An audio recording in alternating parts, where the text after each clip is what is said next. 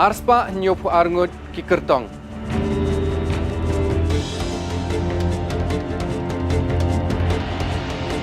Khat lai lak pra hajar praspa khat pra ki paj nong thep vote. Sanpo pratili ki constituency.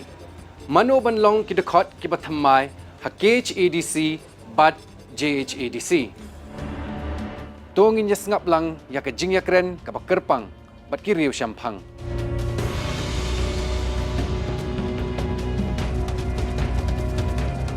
Ringkat bat ki katu kat ni ki kerteng ki pau bha ha ka rinsan jong ka politics.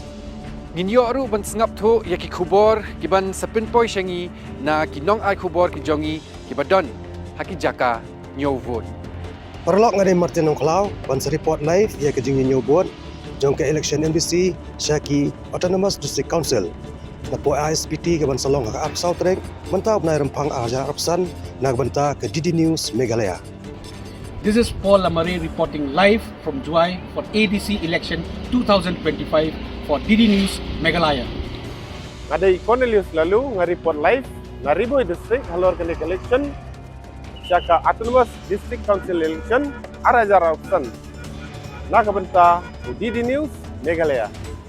Abbat khmih ya ka live coverage jong ka result ADC election arhajar arposan akas ngi nyngkong arposau tarik Rymphang naduh kapor ndai baje mynstep kyrpang hak YouTube channel ki jongi kata hak DD News Meghalaya DD Meghalaya Official bat phila ru ban peit ya ka ha TV ki jong.